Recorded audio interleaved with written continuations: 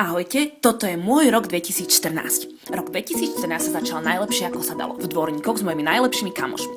V januári som tiež prvýkrát prekonala svoj strach z tobogánov.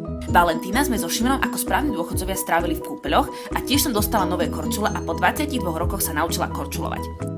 Narodeniny som oslavila najprv spolu s Alexom a Ujim a potom som ako prekvapenie dostala v Brne super tajnú oslavu.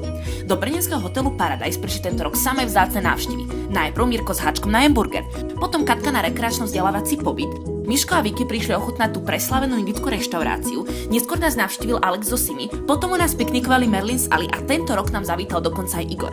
No a nakoniec sme v zdraví a bez následkov prežili aj operáciu #Amentma s Luciou, Katkou, Slávkou, Denkou, Tomášom, Šimonom, Solim, Andrejom a Dávidom. V máji som s Harantmi, Rúžičkami a Tomášom strávila celé 3 dni na strome pri zbieraní čerešní. A do rodiny nám pribudol nový Mac.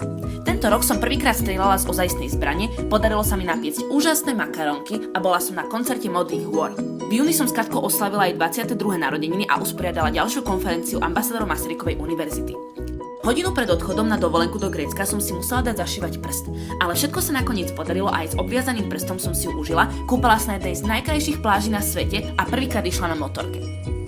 V júni som odišla na mesiac do Holandska, počas ktorého som precestovala Holandsko krížom krážom. So Simou a Bárou som obdivovala krásy holandských ostrovov, zamilovala sa do Utrechtu a navštívila obrovský národný park v Otterlo. S Danielom a Michalom som sa v Scheveninge prejedla mušľami, kúpala v Severnom mori, prvýkrát išla do coffee shopu, plavila sa na lodičke po Amsterdame a stihla sa stratiť v Rotterdame. Highlight tohto výletu je ale určite stretnutie s najväčšou spevackou hviezdou Holandska Spinvisom. V auguste som bola s rodičmi a Šimonom na výlete vo Strihome. Po nekonečne dlhom čase som sa znova videla s mojou obrovskou múzou Silviou a tiež sme ukončili úspešnú sezónu na dedinke. Pred odchodom na Erasmus do Holandska som ešte konečne stihla oslaviť úspešného bakalára. Počas Erasmu som si odskočila za Šimonom do Verony, za Alenkou do Belgicka a za Tomášom do Barcelony, ale hlavne som ukázala krásy Holandska mojej mame, ktorá za mnou prišla na návštevu a bola z Holandska úplne očarená. V Holandsku som sa mala v skratke fantastické, ale to je na minimálne jedno ďalšie video. Určite však stojí za spomenutie objavenie mojej holandskej spriaznenej duše Frederiky, bez ktorej by to tam nebolo ani z polovice také úžasné. No a po príchode domov som bola na výbornej vianočnej party od Websupportu a hneď na druhý deň som sa dala ostrihať na krátko. Po prenádherných Vianociach som išla hneď na lyžovačku so Šimonovou rodinou, ktorá bola ale bez lyžovania, lebo som si pár dní predtým obarila nohu. Koniec roku som oslavila vo veľkom štýle vo Veľkom Mederi s tými, ktorí mám zo všetkého úplne najradšej.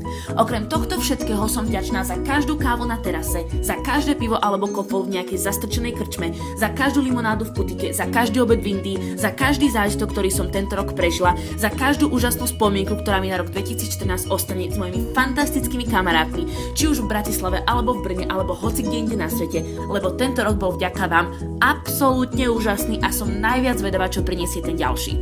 Tak ahojte a vidíme sa budúci rok.